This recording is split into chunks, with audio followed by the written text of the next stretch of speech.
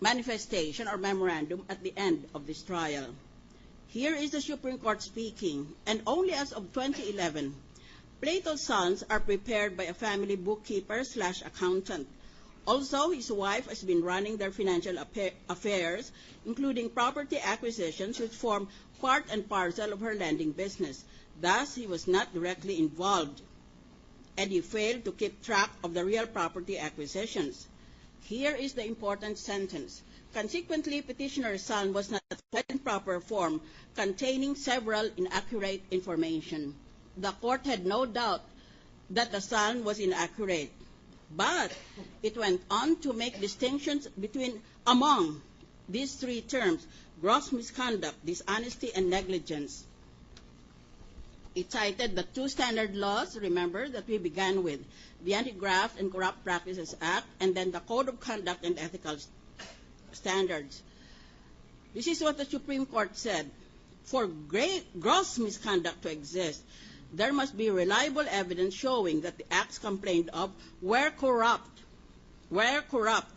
or inspired by an intention to violate the law, or were in persistent disregard of well-known legal rules. That's what you have to prove, prosecution.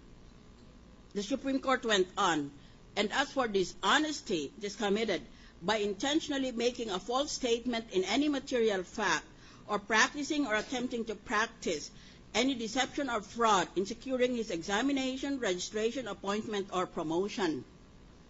And then finally, negligence. Negligence, said the Supreme Court, is the omission of the diligence which is required by the nature of the obligation and corresponds with the circumstances of the persons, of the time, and of the place. In the case of public officials, there is negligence when there is a breach of duty or failure to perform the obligation, and there is gross negligence when a breach of duty is flagrant and palpable. The Supreme Court goes on. Gross misconduct and dishonesty are serious charges which warrant the removal or dismissal from service of the erring public officer or employee, together with the accessory penalties. Hence, a finding that the public official is administratively liable for such charges must be supported by substantial evidence. Prosecution, you have to show at least substantial evidence, because this sentence was made in a decision that involved an administrative case, but we are trying an impeachment case. The Supreme Court held that Plato's failure in properly and completely filling out his son was not intentional. Supreme Court said, clear from the foregoing legal definitions of gross misconduct and dishonesty is that intention is an important element in both.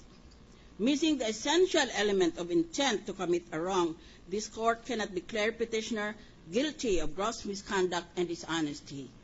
An act done in good faith, which constitutes only an error of judgment and for no ulterior motives and or purposes, does not qualify as gross misconduct and is merely simple negligence. And so in the Plato case, the Supreme Court said, thus, at most, petitioner is only guilty of negligence. You have your work cut out for you. Prosecution panel, show that an omission or a misdeclaration was deliberately intended by the defendant. You must show essential element of intent to commit the wrong. Now, in another case, the court found that the defendant was guilty and should be removed from service. The Office of the Ombudsman v. Racho, also a 2011 case. So we have two cases to choose from, because the latest case always controls the jurisprudence. In this other case, Ombudsman v. Racho, the court found Racho guilty of dishonesty for non-disclosure of his bank deposits in Salm. Here is a note of caution to the defense. Defense panel, has your client, the defendant, disclosed in his Salm all his bank deposits, peso and dollar deposits?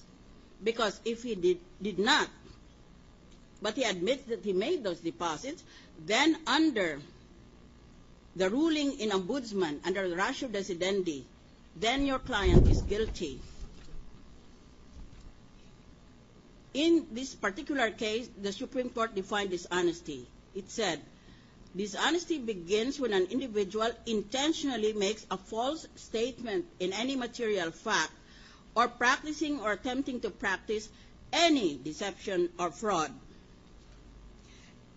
And then finally, just for emphasis, one more case that challenges the position of the defendant. Carabeo v. Court of Appeals in 2009. He was officer in charge of the treasurer of Parañaque City. He accumulated several properties and was able to travel abroad 15 times. He did not disclose this in his SALN. He alleged as a defense that he can simply correct the entries made in his SALN. But the Supreme Court said that while the law indeed allows for corrective measures, the defendant was charged not only with violation of the Anti-Graft Act, but also violation of the Penal Code. He failed to show any requirement that prior notice of the non-completion of the SALN, its correction, precede the filing of charges for violation of its provisions. I will now stop myself. I will challenge these two panels. Number one, prosecution, show that there is intent to commit dishonesty on the part of the defendant, and you've won your case.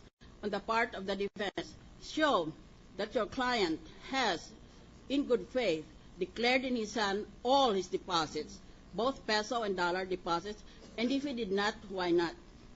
Please take these cases, decided cases that I have cited accordingly. Thank you. Thank you. Mr. President. The floor leader. Mr. President, Senator Joker Arroyo wishes to be recognized. The gentleman from Makati and Bicol, Senator Arroyo. Thank you, Mr. President. I would not have spoken this afternoon had Senator Santiago raised certain questions. I will just follow that up. My question is this for both panels. Is a correctable offense an impeachable offense? I think that the two panels should think, because offhand that is what I am thinking. We don't have precedents. We don't have the law which implements the constitutional provision allows correction. So this is my, you don't have to answer it. I am raising the question for both sides to study it. Thank you. Mr. Floor Leader.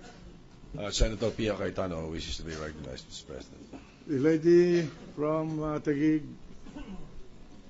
Thank you, Mr. President. Mr. President, just a very simple follow-up from follow-through on the challenge posted by Senator Judge Miriam Defensor Santiago, and actually also Senator Judge Arroyo. I would like to know from both the prosecution and the defense if they in fact agree with the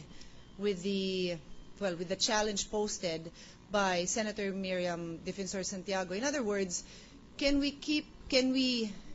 I think it's very straightforward, and can we simplify this? Because I saw the prosecution nodding, and if in fact you will agree with Senator Judge Santiago that in fact what you will simply prove is that there was intent to commit a dishonest act in consistent with the Supreme Court ruling on Plato, then we are properly guided. Because I saw you nodding.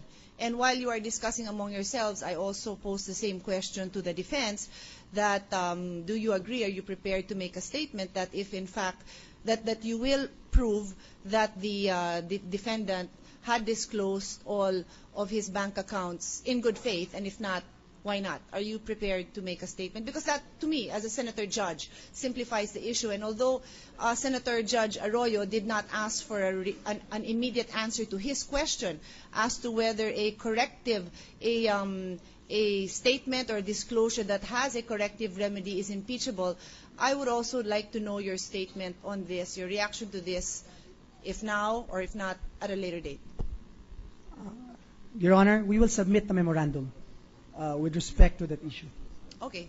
Thank you. And may I hear from the defense?